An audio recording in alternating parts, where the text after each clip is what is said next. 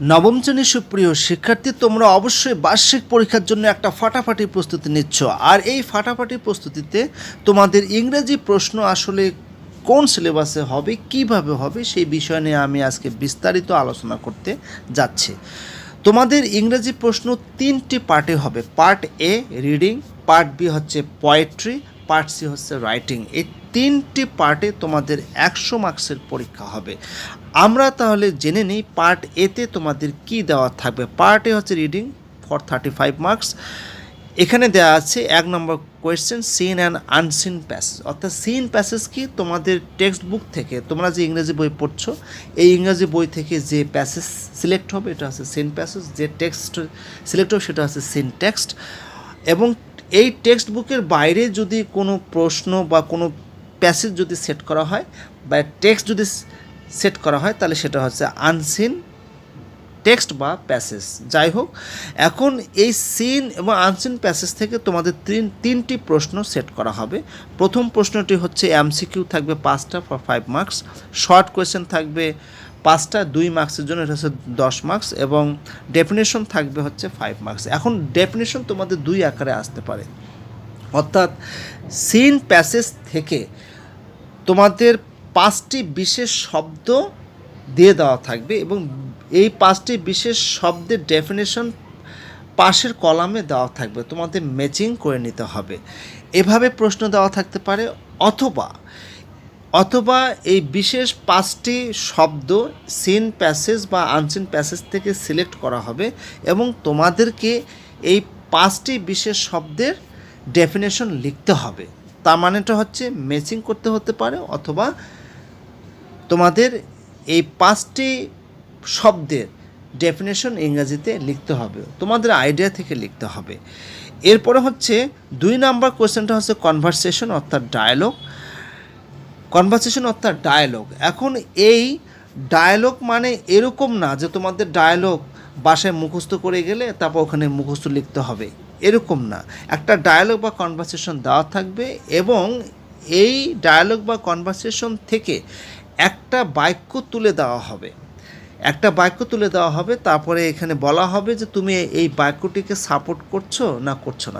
যদি সাপোর্ট করো তাহলে তোমার সাপোর্টের সপক্ষে যুক্তি ইংরেজিতে বা অপিনিয়ন লিখতে হবে ইংরেজিতে, আর যদি এটা সাপোর্ট না করো, যদি এটা বিপক্ষে থাকো, তাহলে তোমাদেরকে ইংরেজিতে তোমাদের যে অপিনিয়ন সেটা লিখতে হবে। এই যে, ঠিক আছে।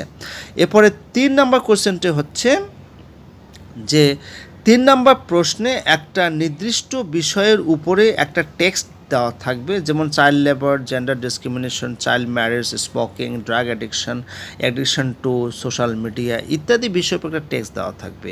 সেই টেক্সটের আলোকে 3 বা 2 কলাম বিশিষ্ট সাবস্টিটিউশন টেবিলের উত্তর প্রদান করতে হবে 10 মার্কস। এইটাও কিন্তু 2ভাবে আসতে পারে, অর্থাৎ যে টেক্সটটা দেওয়া থাকবে সে টেক্সটের আলোকে 2টা কলামে কিন্তু বা 3টা কলামে তথ্যগুলো দেওয়া থাকবে, সেই তথ্যগুলো তোমাদের ম্যাচিং করে একটা সেন্টেন্স মেকিং করতে হবে, এভাবে আসতে পারে।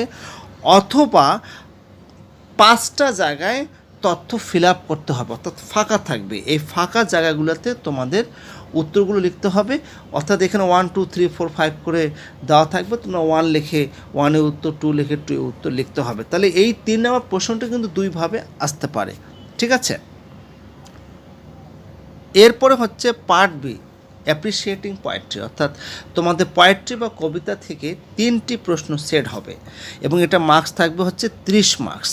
এবং এখানে আছে একটা কবিতা প্রশ্নপত্রে দেওয়া থাকবে, কবিতার আলোকে 5টি প্রশ্নের উত্তর প্রদান করতে হবে, মার্কস থাকবে হচ্ছে 10।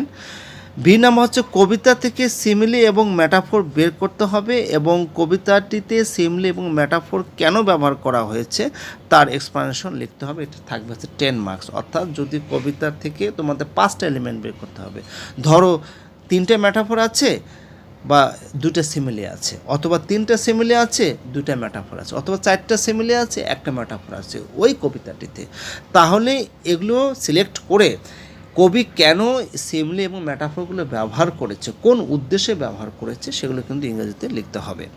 এরপরে সি নাম্বার কোশ্চেনটি খুবই সহজ।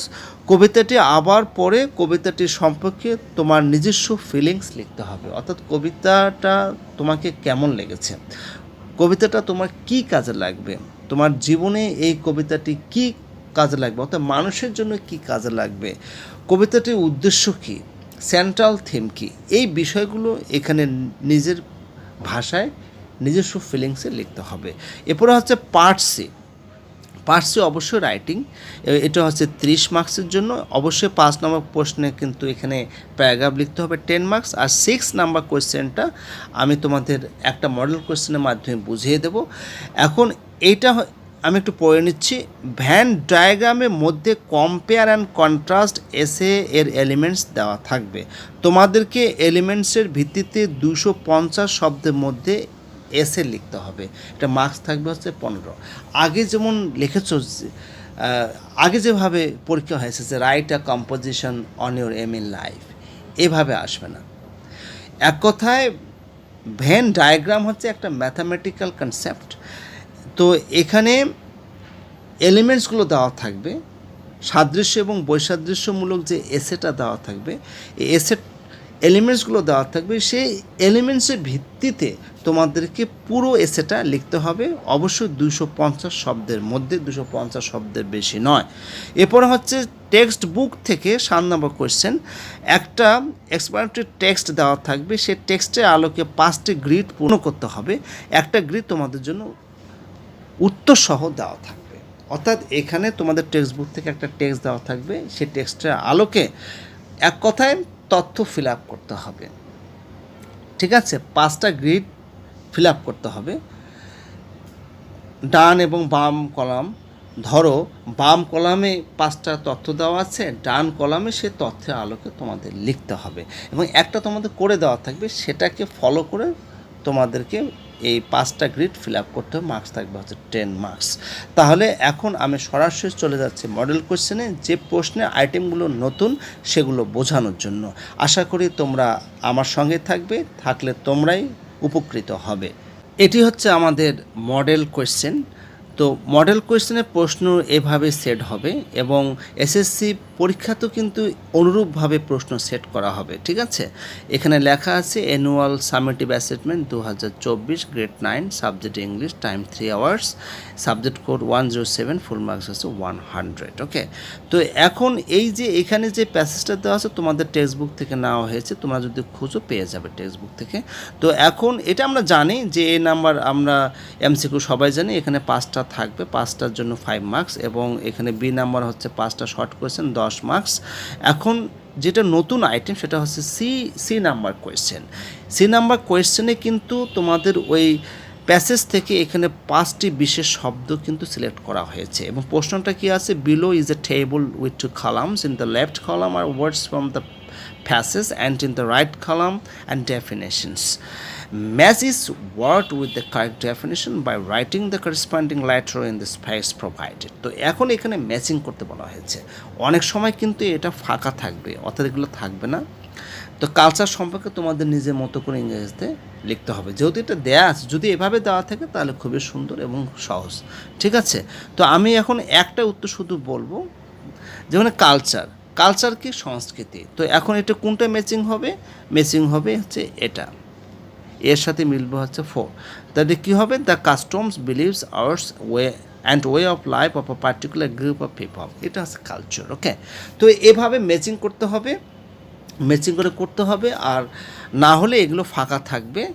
আর কালচার সম্পর্কে তোমাদেরকে নিজের ভাষায় ইংরেজিতে লিখতে হবে।